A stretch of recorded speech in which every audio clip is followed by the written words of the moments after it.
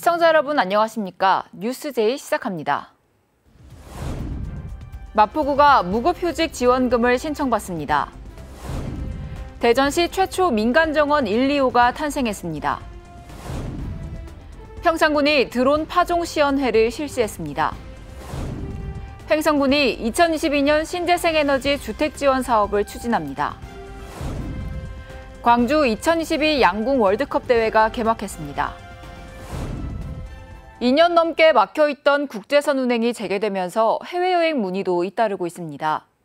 해외 입국관리 체계도 개선되면서 무안공항을 출발하는 비행편도 이번 달 운행을 재개하기로 했는데요. 침체됐던 여행 산업에 활기가 돌기 시작했습니다. 광주의 한 여행사 사무실입니다. 전화와 인터넷을 통한 여행 상품 문의가 잇따르고 있습니다. 코로나19 규제 완화로 최근 빗장이 조금씩 풀리면서 해외여행 수요가 늘어나고 있는 겁니다. 7월 말에서 8월 초에 또 많이 몰리잖아요. 그러니까 그쪽에 해당되시는 날짜에 가시는 거면 이제 거의 한 2달 전에 하시는 게 좋을 것 같아요. 그간 밀린 가족, 골프, 단체 여행객 수요를 대비하기 위해 비행기 취항도 잇따라 준비되고 있습니다.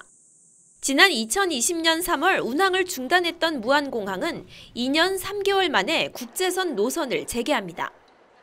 베트남 다낭 현재 4편이 확정돼 있고요. 그 다음에 베트남 단락, 그 다음에 베트남 나트랑, 그 다음에 몽골, 그 다음에 태국이 이렇게 약 5편 정도가 현재 확정이 되어 있습니다.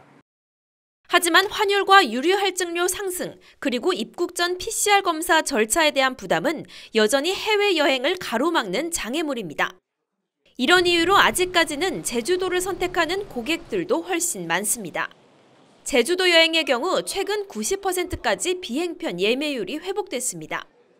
방역당국은 최근 국내 입국 시 코로나19 의무검사를 2회에서 1회로 줄인 데 이어 오는 23일부터는 입국 24시간 이내 전문가용 신속 항원검사 음성 확인서도 PCR 음성 확인서와 같이 인정합니다. 해외여행의 문턱이 조금씩 낮춰지면서 침체됐던 여행업계가 조금씩 기지개를 켜고 있습니다. 광주 2022 양궁 월드컵 대회가 17일부터 엿새간의 일정에 돌입합니다.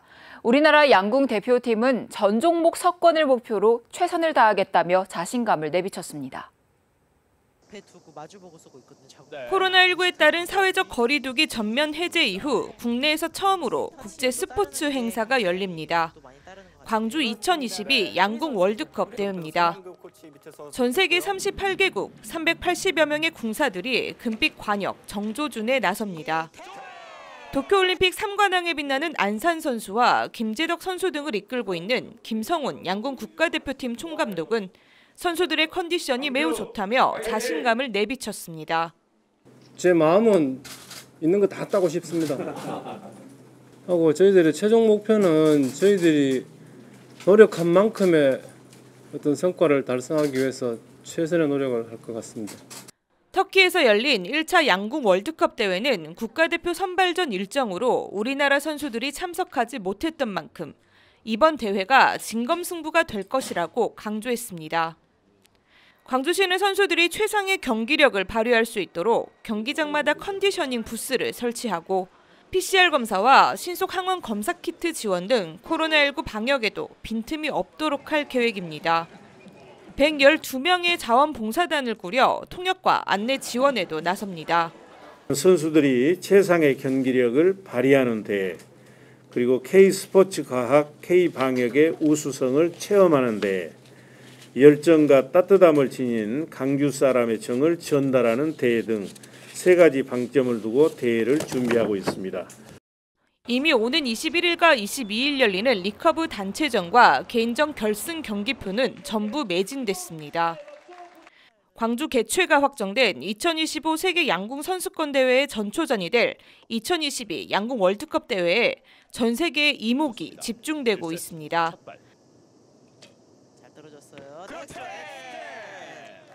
수도권 소식입니다. 늦은 밤길 혼자 걸어가는 귀갓길이 두려운 구민을 위해 안심귀가 스카우트가 동행합니다. 뿐만 아니라 여성 안심 귀갓길과 골목길을 순차하며 위급 상황 발견 시 신속히 경찰에 신고하는 역할도 수행합니다. 밤 10시부터 이용할 수 있으며 마포구내 지하철역에서 집 앞까지 안전하게 귀가할 수 있습니다. 안심귀가 스카우트는 늦은 밤 혼자 귀가하기 두려운 분들을 위해 함께 집 앞까지 동행하는 서비스입니다. 귀갓길 동행뿐만 아니라 여성 안심 귀갓길과 골목길을 순찰하면서 위급 상황 발생 시 조속한 대처를 하는 역할도 수행합니다. 안심귀가 서비스는 월요일을 제외한 평일에는 밤 10시부터 새벽 1시까지, 월요일은 밤 10시부터 12시까지 이용할 수 있습니다. 안심귀가 스카우트는 마포구청 상황실에 마포구청역과 디지털 미디어시티역, 홍대 입구역, 광흥창역 등 지하철역 도착 30분 전 신청하면 됩니다. 마포구 늦은 밤길 안심귀가 스카우트와 함께 안전귀가하기 바랍니다. 6월 30일까지 코로나 장기화로 인해 고용 불안에 시달리는 소상공인 및 소기업 근로자 10,000명을 대상으로 4차 무급휴직 지원금을 신청받습니다. 월 7일 이상 무급휴직한 서울 지역 50인 미만 기업 근로자에게 최대 150만 원의 혜택이 돌아가게 됩니다. 서울시는 5월 10일부터 6월 30일까지 소상공인 및 소기업 근로자 10,000명을 대상으로 4차 무급휴직 지원금을 신청받습니다. 월 7일 이상 무급휴직한 서울 지역 50인 미만 기업체 근로자에게 월 50만 원을 최대 3개월간 지급합니다. 무급휴직 근로자 지원금은 코로나19로 인한 경기 불황에 실직보다는 무급휴직으로 고용 안정을 돕기 위한 사각지대 버팀목 자금입니다. 서울 지역 50인 미만 기업체 근로자로서 21년 4월부터 22년 6월 기간 중 무급휴직한 근로자를 대상으로 합니다. 신청 기간은 6월 30일까지로 1에서 3차 무급휴직 지원금을 받은 경우에도 이어서 신청 가능합니다. 자세한 내용은 마포구청 6층 회의실에 문의 바랍니다. 광역시 소식입니다. 시민이 직접 디자인하고 가꾼 대전시 최초 민간정원 1, 2호가 탄생했습니다. 대전시가 시민이 직접 아름답게 가꿔온 개인정원 2개소를 대전시 최초 민간정원으로 등록했습니다. 민간정원은 수목원 정원의 조성 및 진흥에 관한 법률에 따른 정원의 종류 중 하나로 법인 단체 또는 개인이 조성해 운영하는 정원을 말합니다. 시는 시민이 주도하는 정원 문화 확산을 위해 2021년 선정한 대전의 숨은 정원 100선 중 우수 정원을 대상으로 신청을 받아 서류 및 현장 심사를 거쳐 대덕구 하늘강과 서구 소나무 풍경 2개소를 민간정원으로 등록했습니다. 한편 민간정원 등록은 정원을 가꾸는 시민 누구나 신청할 수 있으며 대전시는 등록된 민간정원에 대해 공립나무병원, 수목진료 컨설팅 등 지원 방안을 확대해 나갈 계획입니다. 코로나19로 어려움을 겪는 시민들에게 지급하는 생활지원비 신청이 이제 온라인으로도 가능합니다. 5월 13일부터 코로나19 격리에서 해제된 확진자 대상 코로나19 생활지원비를 정부 24를 통해 온라인으로도 신청할 수 있습니다. 코로나19 생활지원비는 가구 내 격리자 수에 따라 1인 10만 원, 2인 이상 15만 원이 지급되며 지원 여건 충족 시 격리자의 계좌로 입금됩니다. 온라인 신청은 정부24 로그인 후 보조금 24 이용 동의, 나의 혜택, 코로나 생활지원비 신청을 통해 신청하면 되고 온라인 신청 시 구비 서류는 없으나 유급휴가를 받지 못한 근로자의 경우에는 유급휴가 미제공 확인서를 첨부해야 합니다. 또한 5월 12일 이전 격리 해제자는 종전대로 신청서, 신분증, 통장, 기타 증빙 서류를 준비해 해당 관할 동행정복지센터를 방문해 신청하면 됩니다. 한편 코로나19 생활지원비 신청은 격리 해제일로부터 3개월 이내 신청해야 합니다. 중소벤처기업부가 주관하는 글로벌 강소기업에 지역기업 11곳이 선정됐습니다. 올해 글로벌 강소기업에는 해외 수출 시장을 선도할 수출 유망 강소기업들이 신청했고 각 분야별 전문가로 구성된 단계별 심사를 거쳐 최종 11개사가 선정됐습니다. 선정된 대구 글로벌 강소기업 11곳의 평균 매출액은 211억 원이었고 직간접 수출 59억 원, 고용은 53명, 전년 대비 매출 성장률은 15%, 수출 36.2%, 고용 3%로 성장성이 높았습니다. 특히 중기부 지정 지역 스타 기업에서 글로벌 강소기업으로 스케일업한 기업이 올해 6개사로 대구 지역에서는 2018년 이후 누적 15개사가 선정돼 전국 최다 성과를 나타냈습니다. 이들 기업은 향후 4년간 중기부의 해외 마케팅과 연구개발 참여 우대, 대구시의 지역 자율 프로그램, 금융기관의 금융 보증, 대출금리 우대 등의 다양한 지원을 받게 됩니다. 계속해서 강원도 소식입니다. 평창군이 드론 직파 벼 재배단지 조성 시범 사업에 드론 파종 시연회를 실시했습니다. 이번 사업은 총 사업비 8천만 원을 투자하여 드론을 활용한 드론 직파, 시비, 병해충 방제 운영 등 노동력 절감 기술 보급 기반 사업입니다. 후평리 친환경쌀 재배단지에서 실시된 이날 시연회는 평창군 농업기술센터 직원들을 비롯해 쌀 전업농 평창군 회원, 평창군 친환경 장목반 회원들이 참석했으며 드론 직파 사업에 관한 전반적인 설명과 함께 시연을 선보이는 시간을 가졌습니다. 드론 직파는 평창 지역 기후에 잘 적응하는 삼광벼를 이용하고 벽실을 10여르당 3에서 6kg 정도 사용하여 담수 산파 방식으로 진행됐습니다.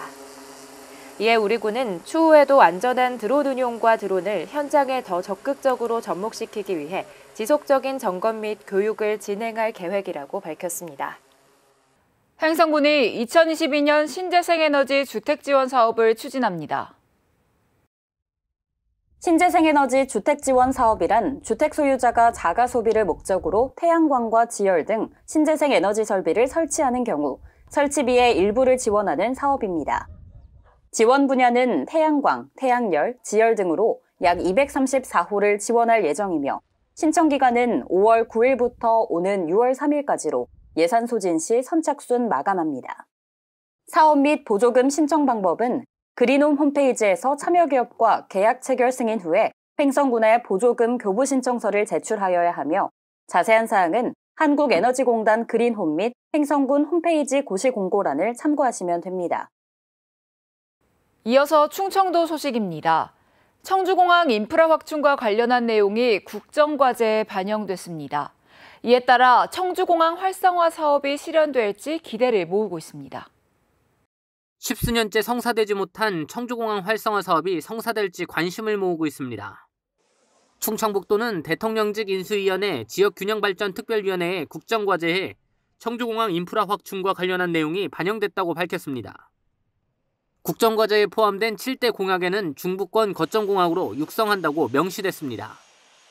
특히 15대 정책과제에 청주공항 활성화를 위해 활주로 연장과 재포장, 국제선 화물터미널과 여객터미널 확충을 세부 사업으로 제시했습니다.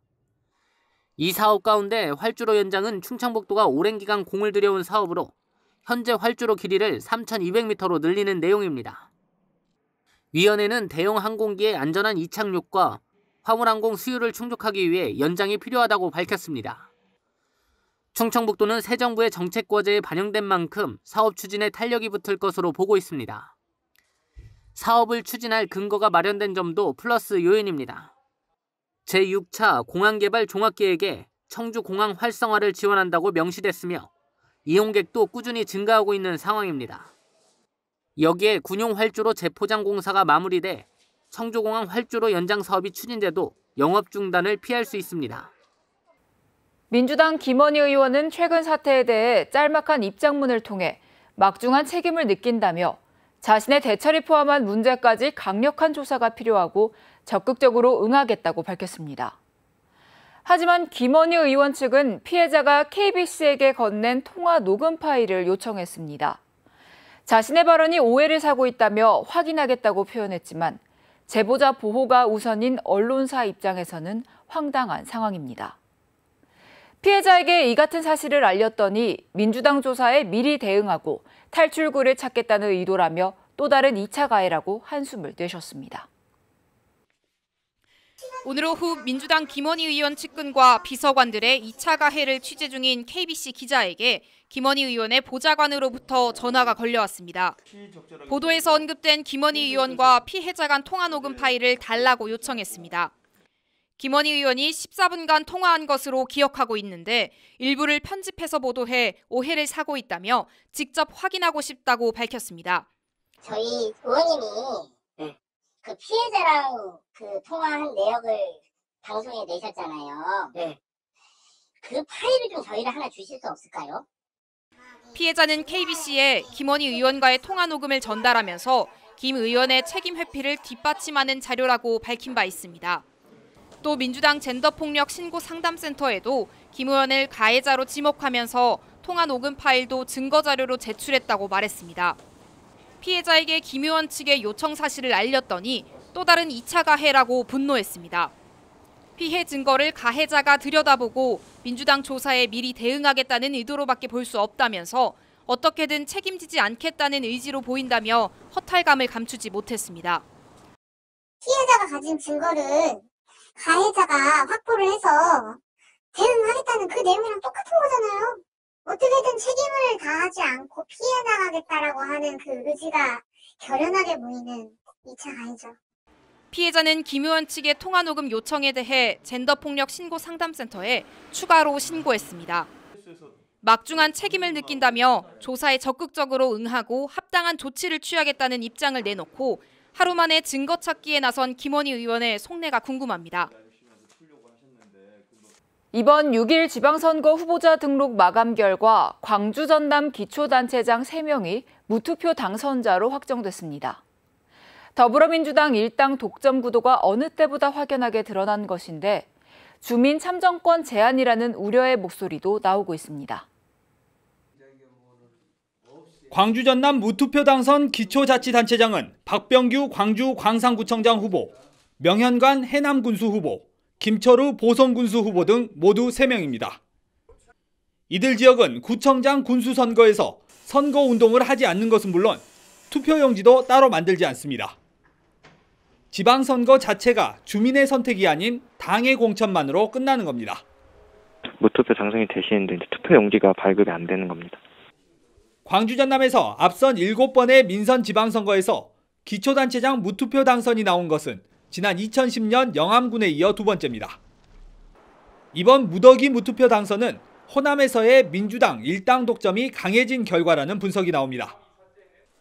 과거 국민의당, 민평당 등 대안정치 세력이 사라졌고 진보정당은 당선 가능성이 큰 지방의회에 더 큰 공을 들이고 있습니다. 일당 독점 체제, 호남은 민주당, 영남은 국민의힘이 독점을 하다 보니 그런 사례들이 나타났고 일각에서는 본선보다 민주당 경선이 더 중요해진 호남 정치에서 주민 참정권 제한을 심화시킨다는 우려도 나옵니다.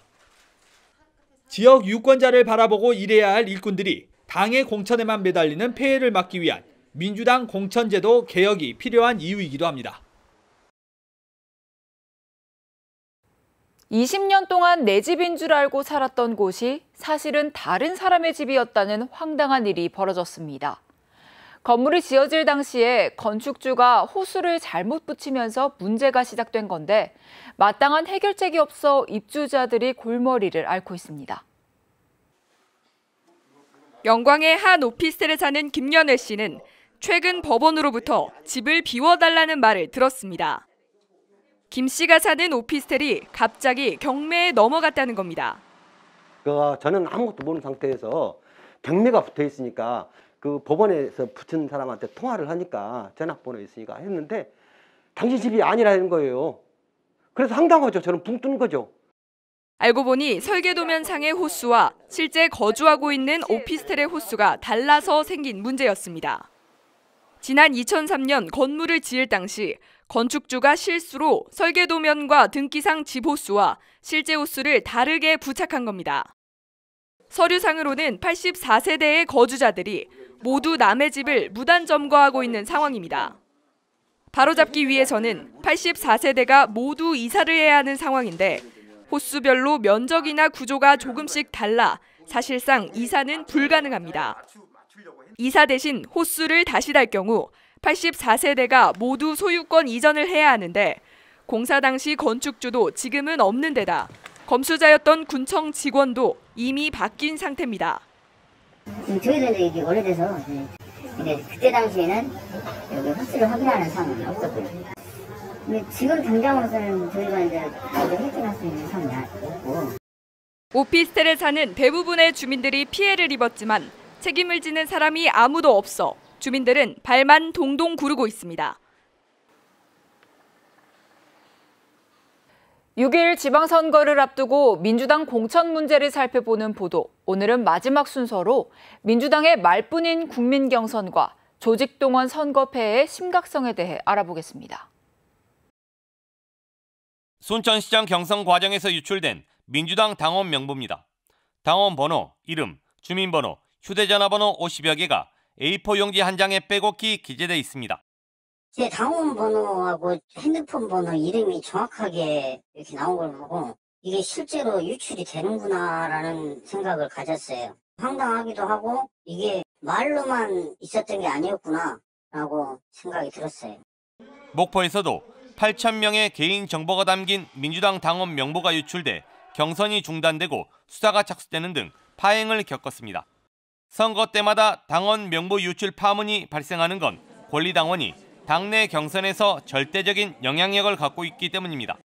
광주 전남에서 민주당 공천이 곧 당선이라는 인식 속에 권리당원은 지방자치단체장 경선 여론조사에서 50%의 지분을 차지하고 있습니다. 권리당원 지지도가 높아야 경선에서 승리하는 구조에서 후보자들은 수단과 방법을 가리지 않고 권리당원 명부 확보에 사활을 걸고 있습니다. 특정인이 권리당원 명부를 어떤 방식으로든 확보를 하고 있다 그러면 선거에서 유리하게 이기기 위해서는 그걸 돈 주고라도 살 수밖에 없는 것이 지금 권리당원 선거 제도의 가장 큰 문제점이다. 이렇게 보여지는 겁니다. 더욱 큰 문제는 이런 틈새를 노리고 선거 브로커를 통한 조직동원 선거가 판을 치고 있다는 점입니다. 권리당원을 확보할 수 있다며 후보자에게 접근해 선거 이후 이권이나 인사권 등 은밀한 거래를 제안하는 경우도 적지 않습니다. 이 과정에서 권리당원 확보를 위한 금권 선거나 당비 대납 행위도 암암리에 이루어지고 있습니다. 실제로 지방선거를 1년 앞둔 지난해 권리당원이 폭발적으로 증가하면서 민주당 광주시당엔 13만 명, 전남도당엔 33만 명이 입당했습니다. 인당 10,000원씩 아니면 20,000원씩 해서 책정이 돼가지고 뭐 많게는 200, 더 많게는 뭐 500, 1,000만 원도 뭐 이렇게 건너가는 걸로. 특히 이런 조직동원 선거는 민심을 왜곡하고 능력 있는 인물의 정치 진출을 가로막는 걸림돌로 작용하고 있습니다. 권리당원 50%, 일반 시민 50%인 국민 경선이 무늬만 국민 경선이란 비판이 나오는 이유입니다. 더불어민주당의 공천 과정이 굉장히 잡음이 많은데 권리당원 중심의 어떤 공천 방식 때문에 일어난 문제라고 생각됩니다. 향후에는 권리당원을 모집하는 데 에너지를 쏟을 게 아니라 시민 경선의 방식으로 좀 개선되었으면 좋겠습니다. 대선 패배 뒤 쇄신에 나서겠다던 민주당이 말뿐인 국민 경선과 조직동원 선거로 일당 독식 패해에서 벗어나지 못하면서 지방선거 승리에 대한 위기감이 커지고 있습니다. 민주당 전남 지역 단체장 공천을 두고 반목과 갈등이 어느 때보다 극심했던 이유는 공천관리위원회 구성에 그 원인이 있었습니다. 현역 의원들이 대거 참여하면서 원칙과 기준보다 자신과 동료 의원의 이해관계에 따라 공천권을 행사한 것 아니냐는 지적입니다. 경찰 수사를 받는 김종식 목포시장 후보는 경선에 나와 공천을 따냈고 측근의 투기 의혹이 나온 김산 무안군수 후보는 경선 참여가 배제됐습니다. 사안의 엄중함보단 후보자에 따라 고무줄 잣대가 적용됐기 때문입니다. 장흥군수 경선의 경우 컷오프 없이 후보자 모두 경선에 참여하도록 하면서 갈등이 빚어지기도 했습니다. 후보자들이 불복하면서 공천관리위원회 결정은 재심위에서 뒤집어지고 비대위에서 엎어지기도 했습니다. 공천 기준과 원칙이 흔들렸기 때문입니다. 공천관리위원회 구성에 문제가 있었다는 지적입니다. 도당 공관위원 19명 중 현역 의원은 김원희, 주철현, 김혜재, 소병철, 윤재갑 등 5명입니다. 이들 현역 의원들이 공천에 관여하면서 자신과 동료 의원들의 특정 인사를 챙기는 등 이해관계를 관철시킨 것으로 의심받고 있습니다. 위원장이 공관위원으로 들어가서 후보와 관련된 평가, 점수까지 다 주잖아요. 위원장 마음대로를 보장해주는 방식이죠. 전남에 비해 상대적으로 공천 과정이 투명했다고 평가받는 광주시당의 경우 현역 의원의 공천관리위원 참여를 원천 배제했습니다. 민주당 전남도당 공천관리위원회가 현역 의원들의 입김에 노출되면서 공천을 둘러싼 공정성은 땅바닥에 추락했습니다. 거리두기가 해제된 후 부족했던 헌혈량이 점차 회복되고 있습니다. 단체 헌혈 참여가 결정적인 도움이 되는데요. 하지만 이 지속적인 혈액 공급을 위해서는 개인들의 참여가 중요한데 여전히 개인 헌혈자 수는 부족한 상황입니다.